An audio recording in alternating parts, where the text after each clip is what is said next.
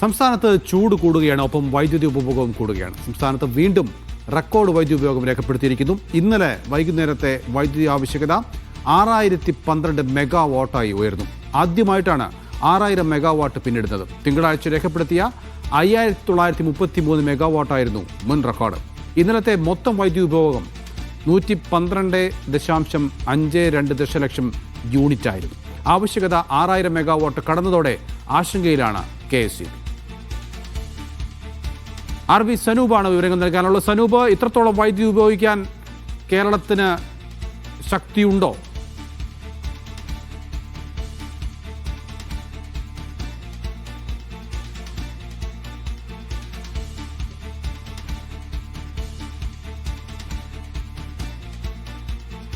അപ്പൊ അതുകൊണ്ട് തന്നെ 6012 മെഗാവാട്ടാണ് വൈകുന്നേരത്തെ വൈദ്യുതി ആവശ്യകത.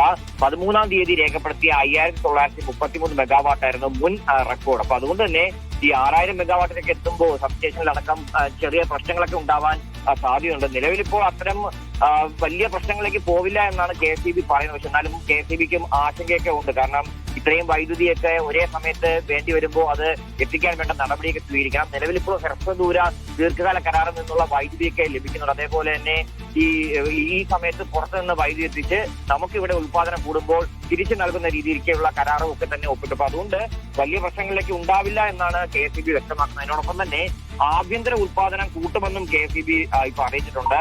ഈ മൊത്ത വൈദ്യുതി ഉപയോഗം കൂടിയാലും പ്രശ്നമില്ല. പക്ഷേ ഈ വൈദ്യുതി ആവശ്യകത കൂടുമ്പോഴാണ് പലപ്പോഴും പ്രശ്നങ്ങൾ ഉണ്ടാകുന്നത്. 2 വർഷം മുമ്പൊക്കെ തന്നെ ഈ ട്രാൻസ്ഫോമർ കേടാവുന്ന സ്ഥിതിയൊക്കെ തന്നെ ഉണ്ടാകും. പക്ഷെ ഇപ്പോ ഈ ദ്വിതി 2 പദ്ധതിയൊക്കെ നടപ്പിലാക്കിയതുകൂടി അത്തരം പ്രശ്നങ്ങൾ ഉണ്ടാവില്ല എന്ന് KSEB പറയുന്നുണ്ട്. എന്നാൽ പോലും ഇന്നലത്തെ മൊത്ത വൈദ്യുതി ഉപയോഗം 112.52 ദശലക്ഷം യൂണിറ്റ് ആയിരുന്നു. അത് 115 എത്തുമ്പോൾ തന്നെ അത് അടുത്ത റെക്കോർഡിലേക്ക് എത്തും. എന്തായാലും വൈദ്യുതി ആവശ്യകത കൂടുമ്പോൾ മാത്രമാണ് പ്രശ്നം. നിലവിൽ ഈ വൈകുന്നേര സമയങ്ങളിൽ, പീക്ക് സമയങ്ങളിലൊക്കെ തന്നെ വൈദ്യുതി കുറച്ച് ഉപയോഗിക്കണമെന്നുള്ള ഒരു നിർദ്ദേശമൊക്കെ KSEB നൽകിയിട്ടുണ്ട്. എന്തായാലും ഈ ചെറിയ ആശങ്ക KSEBക്ക് ഇപ്പോഴും ഉണ്ട്. എന്നാൽ പോലും അത് തരണം ചെയ്ത് പോകാൻ കഴിയുമെന്നാണ് KSEB വൃത്തങ്ങൾ പ്രതീക്ഷിക്കുന്നത്.